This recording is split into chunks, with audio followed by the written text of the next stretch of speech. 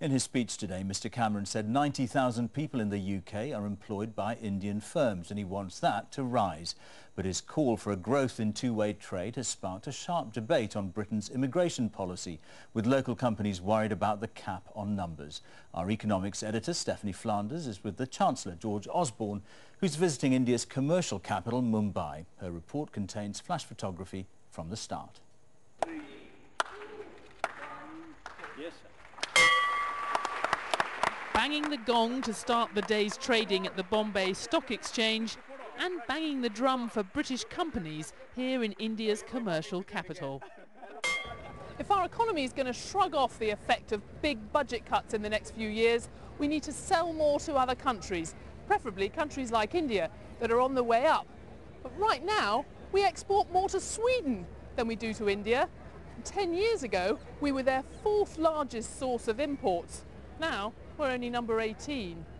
Up in India 3.5 years ago. David Blair has a business here advising companies how to make their brands work in India. British retailers like Marks and Spencer's and Tesco have struggled to make their mark here, but he says it can be done. Vodafone in the UK is perhaps a more formal brand than it is in India. When we started introducing Vodafone stores here, it became clear that there needed to be an uplift in the overall colour in the store. So we managed to do that through photography and various different uses of colour throughout the store, which simply just attracted the customers to the brand. Of course, banking is one thing Indians do know the British for, but it's also been the part of the Indian economy that's tended to be most restricted. And as they've watched the financial crisis hitting the rest of the world, they haven't seen much reason to change their approach.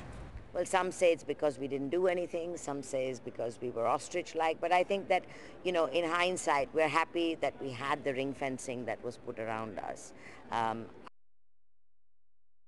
I personally was one much more for opening up, but in hindsight, you know, you have to take your hat off to the regulators and say, well, maybe they knew what they were doing.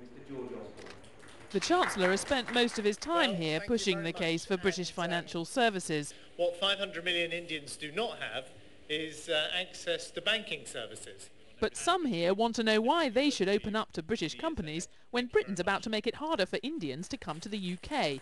Speaking in Bangalore, the Business Secretary Vince Cable seemed to suggest that the government's cap on immigration would need to respond to these concerns.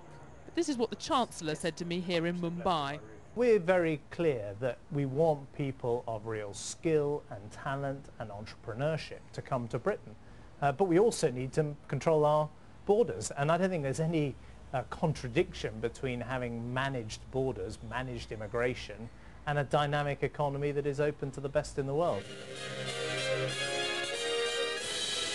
There are British retail success stories here. Vodafone now has 100 million Indian customers and a new solar-powered phone that seems to work. Mr Singh, hello, it's George Osborne, the British Chancellor. But if the Chancellor wants India to listen to his calls to open up, he's going to have to give something in return. Stephanie Flanders, BBC News in Mumbai.